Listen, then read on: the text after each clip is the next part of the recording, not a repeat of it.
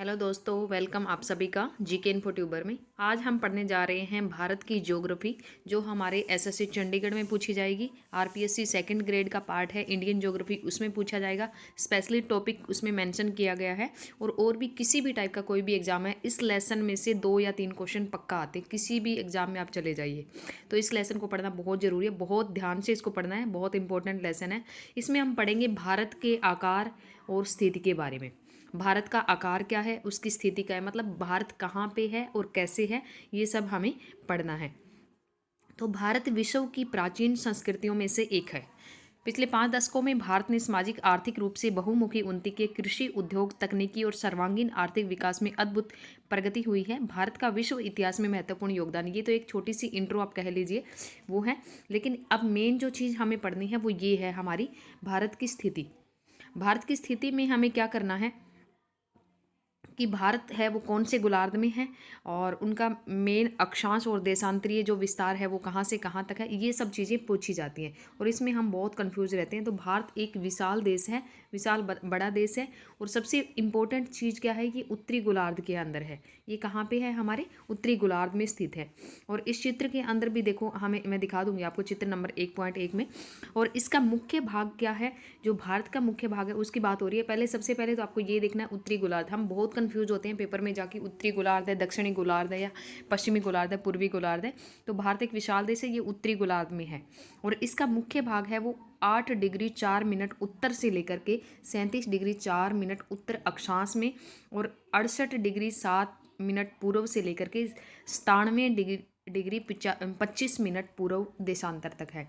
तो 8 4 से 37 6 उत्तरी अक्षांश, और 68 7 से लेकर 97 डिग्री 25 मिनट पूर्वी देशांतर तक है। तो ये चीज़ें आपको याद रखनी है, ये बहुत कंफ्यूज करती है हमें। 68 डिग्री 4 मिल जाएगा तो वहाँ कंफ्यूज हो जाएंगे। तो ये देखना है पूर्वी देशांतर। कर्क रेखा है वो 23 डिग्री 30 मिनट उत्तर में देश को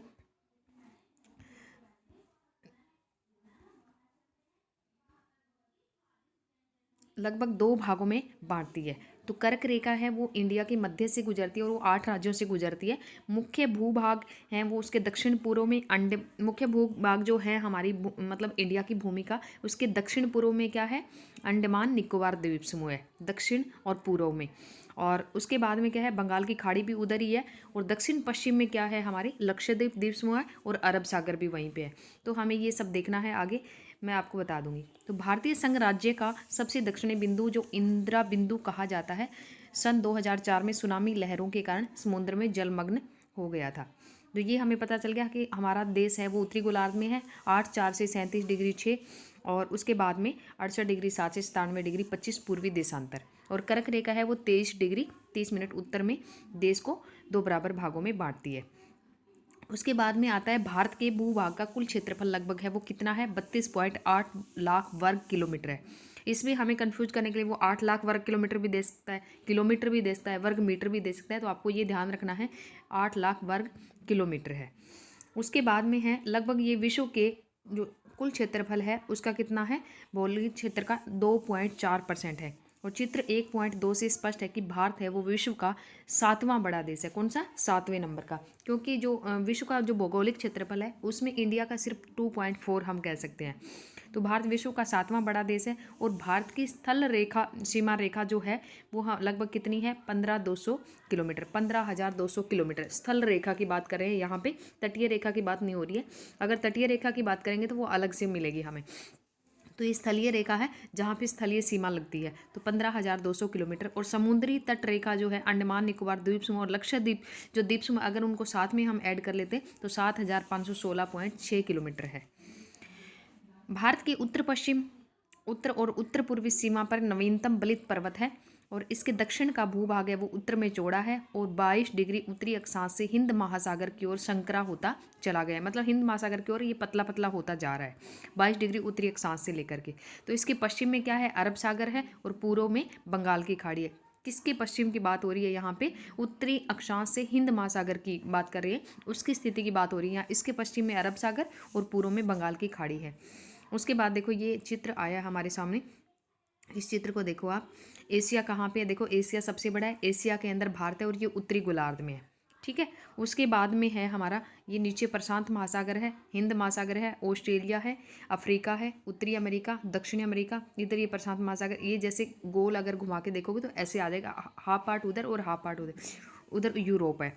और उसके बाद में क्या है कि एशिया है, वो अगर जनसंख्या के हिसाब से देखा जाए तो एशिया में जनसंख्या ज़्यादा रहती है। अगर कंट्री की बात की जाए तो अफ्रीका में ज़्यादा कंट्री है। एशिया में 48 के आसपास हैं और अफ्रीका में है वो 53 के आसपास कंट्री, 53 या 54 के आसपास है। तो ये है। और उसके बाद में भारतीय जो भूखंड है वो एशिया महाद्वीप के पूर्व और पश्चिम के मध्य में स्थित है। भारतीय भूभाग एशिया महाद्वीप का दक्षिणी विस्तार है। और हिंद महासागर जो कि पश्चिम में यूरोपीय देशों और पूर्वी एशियाई देशों को मिलाता है। हिंद महासागर क्या करता है, पश्चिम में यूरोपीय देश और पूर्व एशियाई देश दोनों को मिलाता है ये। तो भारत को केंद्रीय स्थिति यही प्रदान करता है। अगर कई बार क्वेश्चन ये भी पूछ लिया जाता है कि भारत में को केंद्रीय स्थिति प्रदान करने वाला कौन सा महासागर है, या पूर्वी एशियाई देशों और यूरोपीय पश्चिम एशियाई देशों को मिलाने वाला कौन सा है, तो हिंद महासागर है। देखिए दक्षिण का पठार है वो हिंद महासागर में शीर्षवत फैला हुआ है। और पश्चिम एशिया, अफ्रीका और यूरोप के देशों के साथ साथ पूर्वी एशिया के देशों में भी पूर्वी तट के माध्यम से निकटतम संबंध बनाए हुए है। हिंद महासागर में किसी भी देश की तटीय सीमा है वो भारत जैसी नहीं है। भारत की ऐसी स्थिति के कारण ही इस महासागर का नाम है वो इसके नाम पे रखा गया है। उसके बाद में एक छोटा सा ये फैक्ट है, ये आप देख लो।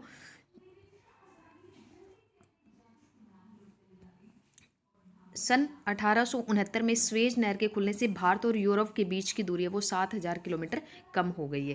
क्योंकि खुलने से उनको व्यापार करने में ज़्यादा दिक्कत नहीं आ रही, तो उनके लिए सीधा रास्ता है। जो उन्हें घूम के आना पड़ता था वो दूरी अब कम हो गई है। अब बात करते हैं, अगर जनसंख्या के हिसाब से देखें तो सबसे ज़्यादा, क्षेत्रफल के हिसाब से देखें तो सबसे बड़ा क्षेत्रफल किसका है, भारत का 7वां स्थान है इसमें। तो सबसे ज़्यादा क्षेत्रफल है रूस का, उसके बाद कनाडा, संयुक्त राज्य अमेरिका, फिर चाइना, फिर ब्राज़ील एशिया और क्षेत्रफल और जनसंख्या दोनों के मामले में 5वें स्थान पे है। फिर ऑस्ट्रेलिया और उसके बाद में भारत का क्षेत्रफल ऑस्ट्रेलिया से भी छोटा है। उसके बाद में आता है हमारा, ये मैंने आपको बता दिया, 68 डिग्री 7 से 97 डिग्री 25 पूर्वी देशांतर, और ये इधर से 8 डिग्री 4 मिनट से 37 डिग्री 6 मिनट उत्तरी अक्षांश ये वाला है। और इसकी जो बीच की जो रेखा है ये उत्तर से लेकर के अगर दक्षिण की बात की जाए तो 32-14 है, और पूर्व से पश्चिम की बात की जाए तो 29-33 किलोमीटर है। तो भारत है वो उत्तर से जो दक्षिण है वो ज़्यादा लंबा है। और उसके बाद में आता है, ये देखो, इसके पूर्व में बंगाल की खाड़ी है और पश्चिम में अरब सागर है। बंगाल की खाड़ी के साथ अंडमान निकोबार द्वीप समूह और इधर लक्षद्वीप है। और अगर इन तटीय रेखाओं की सीमाओं की बात की जाए, इनके साथ में अगर लक्षद्वीप और अंडमान निकोबार द्वीप समूह को मिला लिया जाए तो इसके तटीय रेखा की लंबाई है वो कितनी है, 7516.6। और स्थलीय सीमा की बात करें तो 15200। ये अलग अलग क्वेश्चन है। उसके बाद में भारत के विश्व के देशों के साथ संपर्क है वो पुराना है, परंतु जब संबंध बात की जाए, संबंधों की, समुद्री जलमार्गों की अपेक्षा ये भूभागों से होकर था पहले पुराने टाइम में। उत्तर पर्वतों के दर्रों से अनेक यात्री प्राचीन काल में भारत आए, जबकि समुद्री मार्ग है वो बहुत समय तक ज्ञात नहीं थे। ये इंपॉर्टेंट नहीं है। इन मार्गों से प्राचीन समय में विचारों और वस्तुओं का आदान प्रदान होता रहा है। भारत का पश्चिम, मध्य और पूर्वी एशिया और दक्षिण एशिया के पड़ोसी देशों के साथ संपर्क रहा है। इस प्रकार उपनिषदों के विचार, रामायण, पंचतंत्र की कहानियां, भारतीय अंक, दशमलव प्रणाली आदि संसार के विभिन्न भागों पर पहुंच के मसाले, मलमल आदि कपड़े और व्यापार के अन्य सामान भारत से विभिन्न देशों को ले जाए जाते थे। इसके विपरीत यूनानी स्थापत्य कला, पश्चिम एशिया की वास्तुकला के प्रतीक मीनारों और गुंबदों का प्रभाव हमारे देश के विभिन्न भागों में देखा गया। अब बात आती है भारत के पड़ोसी। ये भी इतना इंपॉर्टेंट नहीं था पैराग्राफ। भारत का दक्षिण एशिया में एक महत्वपूर्ण स्थान है। दक्षिण एशिया के अंदर महत्वपूर्ण स्थान है। भारत में 28 राज्य और 8 केंद्र शासित प्रदेश हैं। ये आपको लेटेस्ट वाला याद रखना है। उसके बाद में भारत की जो भूमि की सीमाएं हैं, उत्तर पश्चिम में पाकिस्तान से लगती है, अफगानिस्तान के साथ लगती है, और उत्तर के अंदर चीन, नेपाल और भूटान के साथ, और पूर्व में म्यांमार और बांग्लादेश के साथ में लगती है। और उसके बाद में आता है हमारा नीचे, दक्षिण में समुद्र पार हमारे पड़ोसी 2 द्वीप समूह राष्ट्र हैं, श्रीलंका और मालदीव है, वो दक्षिण में पड़ते हैं नीचे की साइड।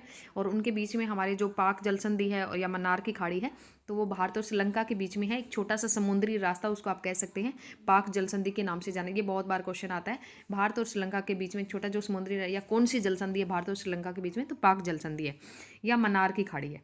मालदीव और लक्षद्वीप समूह के, मालदीव है वो कहाँ पे है, लक्षद्वीप जो समूह है उसके दक्षिण में, उसके भी नीचे की साइड है ये। अपने पड़ोसी देशों के साथ भारत के भौगोलिक और ऐतिहासिक संबंध बहुत अच्छे रहे हैं। अपने एटलस में एशिया के मानचित्र में देखा कि भारत कैसे अलग दिखाई देता है, ये सब आप देख लेना। उसके बाद में स्कूल भुवन एक पोर्टल है, ये इंपॉर्टेंट है। स्कूल भुवन, ये पूछा जा सकता है स्कूल भुवन क्या है, तो आप स्कूल भुवन से क्या समझते हो, एक बिल्डिंग है या एक पोर्टल है या एक ऐप है, कुछ भी मतलब आप समझ सकते हैं। तो ये एक पोर्टल है जो देश के प्राकृतिक संसाधनों, पर्यावरण और सतत विकास में उनकी भूमिका के बारे में छात्रों की भी जागरूकता लाने के लिए मानचित्र आधारित शिक्षा प्रदान करता है। ये एनसीईआरटी पाठ्यक्रम के आधार पर भुवन NRSC इसरो की एक पहल है, इसरो ने चलाया इसको। आप माध्यमिक स्तर से संबंधित भारत के विभिन्न मानचित्रों को इस पर देख सकते हैं। तो ये आपको इंपॉर्टेंट याद रखना है, स्कूल भुवन एक पोर्टल है, ठीक है, जिसमें हमें मानचित्र रिलेटेड जानकारियाँ मिलेगी और ये हमारे इसरो की एक पहल आप मान सकते हैं। उसके बाद में इसके इंपॉर्टेंट क्वेश्चन आ गए हैं, छोटा ही है लेसन, ज़्यादा बड़ा नहीं लेकिन बहुत इंपॉर्टेंट है। कर्क रेखा है वो किस राज्य से नहीं गुजरती है। अब कर्क रेखा तो हमें पता नहीं किस राज्य से गुजरती है, किससे नहीं गुजरती, लेकिन हमें कैसे पता चलेगा, देखो कर्क रेखा हमारी कहाँ से जा रही है, सबसे पहले गुजरात से जा रही है, उसके बाद MP से जा रही है, MP के बाद में ये छत्तीसगढ़ को काट रही है, झारखंड को काट रही है, पश्चिम बंगाल को, त्रिपुरा को और मिजोरम को काट रही है। देखो ये उड़ीसा इससे बिल्कुल दूर है, उड़ीसा ये ऑप्शन में दे देता है लेकिन उड़ीसा को ये नहीं काटती है। तो ये गुजरात हो गया, राजस्थान को भी थोड़ा सा काटती है, बांसवाड़ा के आसपास, डूंगरपुर बांसवाड़ा, और ये मध्य प्रदेश, छत्तीसगढ़, झारखंड, पश्चिम बंगाल, त्रिपुरा, मेघालय नहीं सॉरी मिजोरम, ठीक है, मेघालय तो ऊपर रह गया। तो ये उड़ीसा को नहीं काटती है। तो इस क्वेश्चन का आंसर हमें कहाँ मिलेगा, यहाँ पे देखो, कर्क रेखा किस राज्य से नहीं गुजरती है, ये राजस्थान से गुजरती है, छत्तीसगढ़ से गुजरती है और त्रिपुरा से गुजरती है, उड़ीसा से नहीं गुजरती। तो ये आपका आंसर हो जाएगा। भारत का सबसे पूर्वी देशांतर कौन सा है, तो सबसे पूर्वी देशांतर कौन सा है हमारा, 97 डिग्री 25 मिनट पूर्वी देशांतर। उसके बाद उत्तराखंड, उत्तर प्रदेश, बिहार, पश्चिम बंगाल और सिक्किम की जो सीमाएँ हैं वो किस देश को छूती है, तो ये किसको छूती है, हमारी उत्तराखंड, उत्तर प्रदेश, बिहार, पश्चिम बंगाल और सिक्किम, ये सब किसको छूती है, हमारे नेपाल को छूती है। और ग्रीष्म अवकाश में आप यदि कवरत्ती जाना चाहते हैं तो किस केंद्र शासित देश में जाएंगे, तो सिंपल सा क्वेश्चन है ये, लक्षद्वीप की राजधानी है कवरत्ती, तो आप इसमें लगा देना। मेरे एक मित्र एक ऐसे देश के निवासी जिस देश की सीमा है वो भारत के साथ नहीं लगता, आप बताइए वह कौन सा देश है। भारत की सीमा किसके साथ नहीं लगती, बांग्लादेश से लगती है, भूटान से लगती है, नेपाल से, लेकिन तजाकिस्तान से नहीं लगती। उसके बाद में अरब सागर और बंगाल की खाड़ी में स्थित द्वीप समूह कौन कौन से हैं, अरब सागर में कौन कौन सा है, लक्षद्वीप वाला हो गया, और बंगाल की खाड़ी में कौन सा, अंडमान निकोबार हो गया, और दक्षिण में कौन से द्वीपीय देश दो आए थे, एक श्रीलंका एक मालदीव। मालदीव कहाँ है, लक्षद्वीप के दक्षिण में है, और श्रीलंका कहाँ है, जहाँ भारत पाक जल संधि है वहाँ पे। उन देशों का नाम बताइए जो क्षेत्रफल में भारत से बड़े हैं। क्षेत्रफल में भारत से तो ऑस्ट्रेलिया भी बड़ा है, रूस भी बड़ा है, कनाडा भी बड़ा है, उसके बाद में ब्राज़ील 5वें नंबर पर आता है, संयुक्त राज्य अमेरिका हो गया, ऑस्ट्रेलिया हो गया, और एक और भी आया था बीच में, चाइना हो गया, ये सारे बड़े हैं। तो भारत 7वें नंबर पे। हमारे उत्तर पश्चिम, उत्तर और उत्तर पूर्वी पड़ोसी देशों के नाम बताओ। उत्तर पश्चिम में कौन सा है हमारे, और उत्तर में तो देखो चीन और तिब्बत आया था हमारे, और उत्तर पूर्वी की बात करें तो हमारे बर्मा म्यांमार आया था, और उत्तरी में ये भी आया था हमारे नेपाल भूटान, और ये भी उत्तर पूर्वी में ही आता है ये भी। और उत्तर पश्चिम की अगर बात की तो पाकिस्तान और अफगानिस्तान आता है। भारत में किन किन राज्यों से कर्क रेखा गुजरती है उनके नाम बताइए। तो शुरू से आप लगेंगे, पहले गुजरात आएगा, गुजरात के बाद थोड़ा सा राजस्थान को, फिर MP को, फिर छत्तीसगढ़ को, फिर झारखंड को, फिर पश्चिम बंगाल को, फिर त्रिपुरा को, फिर मिजोरम को। तो ये सबको काटती हुई जाएगी, उड़ीसा को टच नहीं करती, और ऑप्शन में जब वो देगा उड़ीसा देगा पक्का। उसके बाद में सूर्योदय अरुणाचल प्रदेश के पूर्वी भाग में गुजरात के पश्चिम भाग की अपेक्षा 2 घंटे पहले क्यों होता है, जबकि दोनों राज्यों में घड़ी एक समय दर्शाती। तो ये तो बड़ा क्वेश्चन आ गया, लेकिन इसमें आपको सिर्फ ये कई बार है ना कथन क्वेश्चन में दे दिया जाता है कि सूर्योदय अरुणाचल प्रदेश के पूर्वी भाग में गुजरात के पश्चिम भाग की अपेक्षा 2 घंटे पहले उदय होता है। तो ये सत्य असत्य में आ जाता है, तो ये आप ध्यान रखना। हिंद महासागर में भारत की केंद्रीय स्थिति, और ये तो बड़ा क्वेश्चन है। उसके बाद में अरब सागर और बंगाल की खाड़ी में स्थित द्वीप समूह आपको बता दिए। उपमहाद्वीप किन देशों से मिलकर बनता है, कर्क रेखा कौन से राज्य से गुजरती है, भारतीय मुख्य भूभाग का दक्षिणी शीर्ष बिंदु की बात हो रही है, उत्तरी की बात नहीं। उत्तर में तो इंदिरा कोल पॉइंट आ जाएगा, कोल से आप याद रखना, हम ऊपर जाके कोल करते हैं, तो ऊपर वाला इंदिरा कोल है और नीचे वाला इंदिरा पॉइंट है। और भारत का सबसे उत्तरी अक्षांश कौन सा है, तो सबसे उत्तरी अक्षांश हमारा कौन सा हो गया, 37 डिग्री 6, और नीचे वाला उत्तरी अक्षांश 8 डिग्री 4। अंशों में भारत के मुख्य भूभाग का दक्षिणी अक्षांश कौन सा है, दक्षिण 8 डिग्री 4। भारत का सबसे पूर्वी और पश्चिम देशांतर में आपको पता ही है, बता दिया था मैंने। सबसे लंबी तटरेखा वाला राज्य गुजरात। भारत और श्रीलंका को अलग करने वाली जल संधि पाक जल संधि, और भारत के केंद्र शासित क्षेत्र वो सब आपको पता है। तो ये आज के लिए इतना ही, बहुत इंपॉर्टेंट लेसन है, इसको ध्यान से देखना है। और इसके अंदर देखो, ये उत्तर पश्चिम में लगता है हमारे पाकिस्तान अफगानिस्तान। उसके बाद में देखो ये इसकी सीमा देखो, नेपाल की सीमा उत्तराखंड से लगती है, यूपी से लगती है, बिहार से लगती है, सिक्किम से लगती है, इन सब से लगती है, और हिमाचल से तो नहीं लगती है। उसके बाद में ये आपको बता दिया, और चाइना इसके उत्तर में पड़ता है, और उत्तर पूर्व में ये पड़ते हैं नेपाल, बांग्लादेश, भूटान और म्यांमार, ये पड़ते हैं। और नीचे ये पाक जल संधि आ गई। उसके बाद में हमारा आता है अरब सागर, इधर हो गया, और बंगाल की खाड़ी ये होगी।